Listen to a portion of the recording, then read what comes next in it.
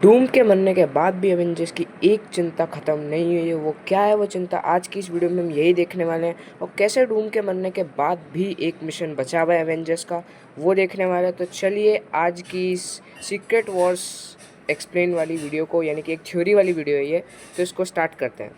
सो इंकर्जन्स की starting, इंकर्जन्स start होते हैं जब कैंग ने पूरे मल्टीवर्स में कर्म कांड मचाया। कहने का मतलब ये है कि जब कैंग ने अपनी गद्दी छोड़ी और लोकी ने सब ब्रांचेस को पकड़ के रख रखा है, तो इस मूवमेंट से ही मल्टीवर्स में रियलिटी का कोलाइजन होना स्टार्ट हो गया।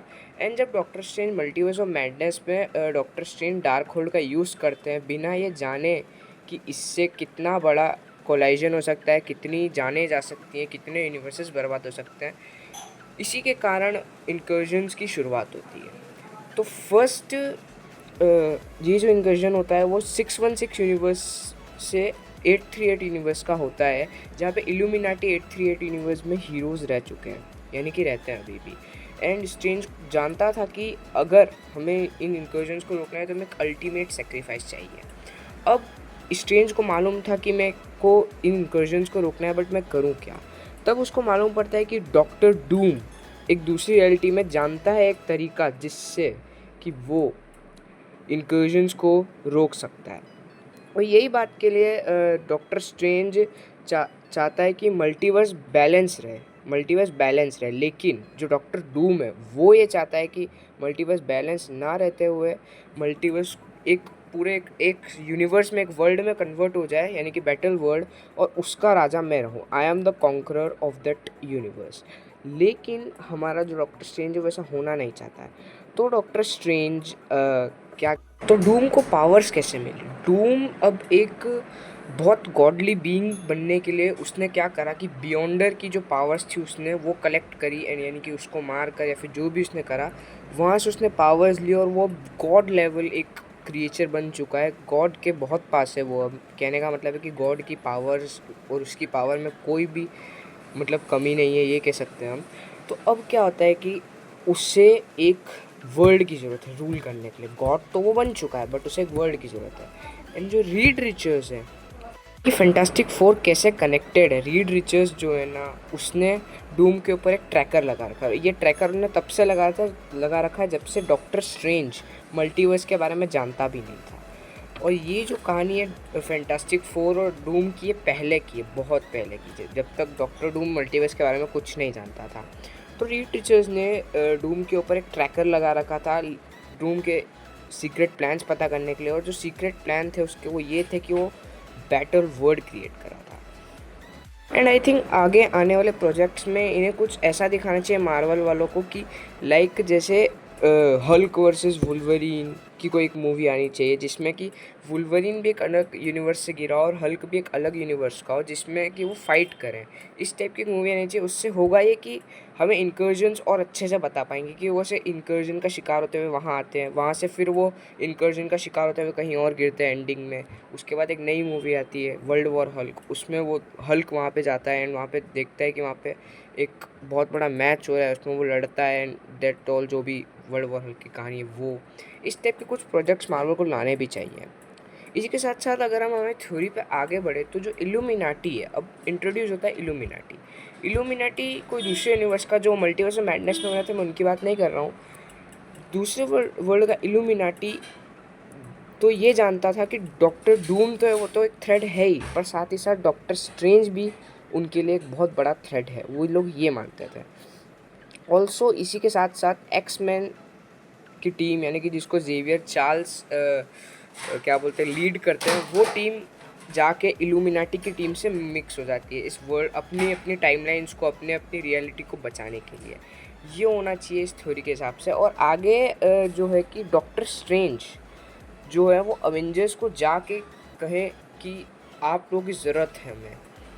ऑल्सो टोनी स्टार्क की लेगेसी भी एक चीज़ इसमें मेंटेन रखते हैं कि टोनी स्टार्क का जो एआई है फ्राइडे, वो भी खुद मतलब इस टाइप से वो कर सकता है कि लाइक हाँ कुछ रियलिटीज़ में गड़बड़ है, वो भी कुछ इमेजिन कर सकता है, या फिर क्या कह सकते हैं कि सिचुएशन को देख सकता है, समझ सकता है। एंड ऑल्सो थॉर जो कि एक गॉड का बेटा है या फिर खुद ही एक गॉड है जो कि गॉड ऑफ थंडर, तो वो भी किसी तरह अनुमान लगा ही लेगा कि हाँ रियलिटीज़ में कुछ ना कुछ गड़बड़ है या फिर कुछ तो बहुत अलग हो रहा है दूसरी आयाम में या फिर दूसरी दुनिया में। ये सब पता लगाने के बाद एंड ये सब हिंट्स के बाद आई थिंक अवेंजर्स असेंबल हो जाएंगे। पर इसमें बीच में एक और थोड़ी सी मेरी बात है, वो ये है कि जो लोकी है हमारा, लोकी भी ये चीज़ सब समझेगा, देख लेगा, क्योंकि वो ऑब्वियसली किंग ऑफ मल्टीवर्स है, तो उसको पता चल जाएगा एंड वो जाएगा डूम के पास। डूम के पास जाके वो डूम को ट्राई करेगा मैनिपुलेट करने की, लेकिन पर डूम इतना पावरफुल होगा कि वो उसको मैनिपुलेट नहीं कर पाएगा और वो अपने आप को डूम के अंदर देखेगा कि जैसे वो राज करना चाहता था अवेंजर्स में, उसी तरह से आज अवेंजर्स सीक्रेट वॉर्स में डूम राज करना चाहता है उसके ऊपर, यानी कि इस पूरे वर्ल्ड के ऊपर। तो यही वो चीज़ देखेगा एंड देन होगा Avengers assemble, the final battle, जहाँ पे इल्यूमिनाटी भी आ जाएंगे एक्समैन के साथ, अवेंजर्स भी हैं, डॉक्टर डूम भी है, सब लोग हैं। मतलब डॉक्टर डूम तो हमारी टीम में नहीं है बेसिकली, बट वो तो मेन विलन है। पर डॉक्टर स्ट्रेंज मैं कहना चाहता था, डॉक्टर स्ट्रेंज भी आ जाएंगे और भी अलग अलग डिफरेंट एलियन हीरोज़ से कहने का मतलब है कि जिनको हम नहीं जानते वो heroes, corrupted variants of heroes के, वो सब लोग भी हमारे साथ बैटल में शामिल होंगे एंड देन होगा एक बहुत भी बड़ा बैटल जिसके अंदर लोकी भी हो सकता है। एंड ऑल्सो जब ये लोग फाइट करेंगे तो ये लड़ाई करेंगे, एक दूसरे को मारेंगे, जो भी करेंगे, उसके बाद आई डूम को मारने की बारी। तो डूम को लोकी मरवाएगा ऐसे कि वो डूम को बहुत ज़्यादा ओवर पावर्ड कर देगा, यानी कि वो डूम को इतनी पावर का नशा करा देगा, यानी कि इतनी पावर्स दिलाएगा कि वो ओवर पावर्ड होकर फट जाएगा एंड या डूम इस तरह से मारा जा सकता है। क्योंकि आई थिंक उसको मारने का कोई और तरीका तो है नहीं, और होगा तो हम उसके ऊपर भी ज़रूर बात करेंगे। पर अब आती है सबसे बड़ी अवेंजर्स और लोकी के लिए परेशानी।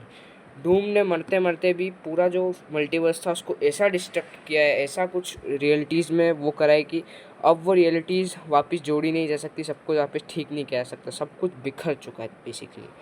तो अब ये लोगों को क्या करना है, ये समस्या आ गई इनके पास कि अब इन अवेंजर्स को, एक्समैन की टीम को, इल्यूमिनाटी को, जितने भी वहाँ पे अच्छे लोग हैं हमारी साइड है, यानी कि दुनिया को बचाने की साइड है, उन्हें अब पूरे मल्टीवर्स को बचाना है।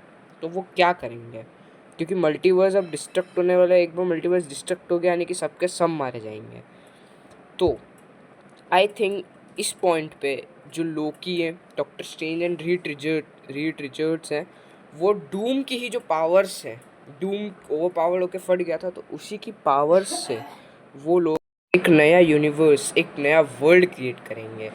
एंड उसके लिए आई थिंक किसी एक आध को सेक्रीफाइस होना पड़े कि लाइक जैसे लोकी ने सेक्रीफाइस किया था लोकी सीज़न 2 में कि मुझे अपने आप को सेक्रीफाइस करना है, मुझे करना पड़ेगा ये सब, इस टाइप से अगर कुछ हुआ तो जी हाँ बिल्कुल लोकी सेक्रीफाइस कर भी सकता है। एंड यही थी मेरी थ्योरी कि एक इसके बाद से जैसे लोकी सेक्रीफाइस करा कि मेरे को वापस अपने आप को मतलब मल्टीवर्स टाइप में बैठना है या फिर वापस इस वर्ल्ड को रूल करना है, इस टाइप से अगर वो करता है तो ये एक हीरोइक मोमेंट भी हो सकता है इसके अंदर।